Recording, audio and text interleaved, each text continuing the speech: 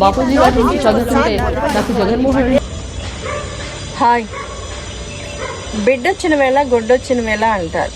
ఇది పెద్దలు చెప్పే సామెత. అంటే ఒక్కొక్క కుటుంబంలో ఒక్కొక్కళ్ళు పుట్టినప్పుడు కొంతమందికి అనూహ్యంగా కలిసి వస్తూ ఉంటుంది. అంటే అప్పటి వరకు పేదవారిగా ఉన్నా కూడా ఏదో రూపంలో ఇంట్లో ఏదన్నా ఒక చిన్న పాప బాబు పుట్టినప్పుడు వాళ్ళకి కలిసి వస్తే అదృష్టంగా భావిస్తూ ఉంటారు. సో అలాంటప్పుడు ఈ సామెతను ఎక్కువగా వాడతారు.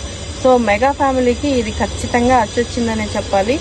మెగాస్టార్ చిరంజీవికి తన మనవరాలు క్లీంకార పుట్టిన తర్వాత ఆయన్ని కలిసి వస్తున్న అవార్డులు కావచ్చు, రికార్డులు కావచ్చు, వీటన్నింటినీ కూడా నిజం చేస్తూ she the lucky star of the megastar family అని కూడా చెప్పుకుంటున్నారు. సో రీసెంట్గానే అంటే మనవరాలు పుట్టిన తర్వాత ఆయన వరుసగా ఆ ఫ్యామిలీలో ఫుల్ హ్యాపీనెస్, అన్ని హ్యాపీ మూమెంట్స్ లోడ్ అవుతున్న సంగతి కూడా అందరికీ తెలిసిందే. అంటే రీసెంట్గా మెగాస్టార్ చిరంజీవికి పద్మవిభూషణ్ రావడం కావచ్చు, రీసెంట్గా గిన్నీస్ బుక్ ఆఫ్ వరల్డ్ రికార్డులో చోటు కావచ్చు, మరోవైపు ఏఎన్ఆర్ 100 years సెలబ్రేషన్స్కి సంబంధించి చిరంజీవిని జాతీయ స్థాయి ఏఎన్ఆర్ జాతీయ స్థాయి అవార్డుకి ఎంపిక చేయడం కావచ్చు.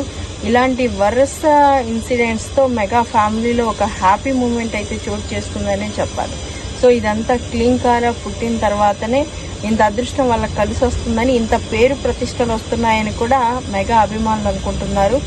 మరోవైపు మెగా ఫ్యామిలీలోకి క్లీంకార వచ్చిన తర్వాతనే 10 ఏళ్ల పాటు నానా రకాల అవస్థలు, మాటలు, పార్టీని పెట్టినప్పటి నుంచి కూడా తీవ్రమైన విమర్శలు ఎదుర్కొన్న పవన్ కళ్యాణ్ గారు అసలు ఎలక్షన్స్లో క్లీన్ స్వీప్ చేయడం, అంటే ఆయన నిలబెట్టుకున్న 21 మంది అభ్యర్థుల్ని గెలిపించుకోవడంతో పాటు ప్రభుత్వంలో సముచిత స్థానంతో ఆయన ఉప ముఖ్యమంత్రి పదవి ఆయన్ని వరించడం కూడా, సో ఆ హ్యాపీ ఫ్యామిలీలో హ్యాపీ కూడా బూస్టప్ ఇచ్చినట్లయిందనమాట. సో పవన్ కళ్యాణ్ కూడా ఒక తాతగా క్లీంకార ఒక లక్కీ చామ్ అని ఎప్పటి నుంచో చెప్తూ ఉన్నారు. సో మొత్తంగా చూసుకుంటే క్లీంకార పుట్టినప్పటి నుంచి కూడా తండ్రి రామ్ చరణ్ కన్నా కూడా తాతలకి ఎక్కువగా లక్కీ చామ్గా మారిపోయిందని అనుకుంటున్నారు. వరుసపెట్టి ఆ ఇంట్లో అన్నదమ్ములు సాధిస్తున్న, వాళ్ళు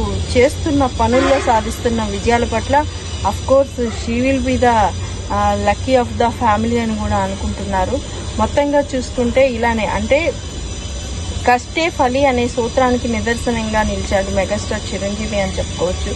ఎందుకంటే ఆయన సినిమాల్లో ఎలాంటి బ్యాక్గ్రౌండ్ లేకుండా వచ్చిన ఒక సాధారణ స్థాయి నుంచి వచ్చిన వ్యక్తులు ఈరోజు అపారమైన, అంటే ఇండస్ట్రీకి నెంబర్ 1గా నిలిచే పొజిషన్లో ఉన్నప్పుడు సో ఎంత కష్టపడితే ఆ పొజిషన్కి వచ్చుంటారు.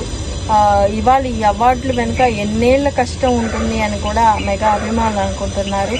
So Guinness book of world record ఆయనకి రావడం అనేది కూడా మెగా అభిమానులు సంతోషపడే ఒక విషయంగా చూడొచ్చు.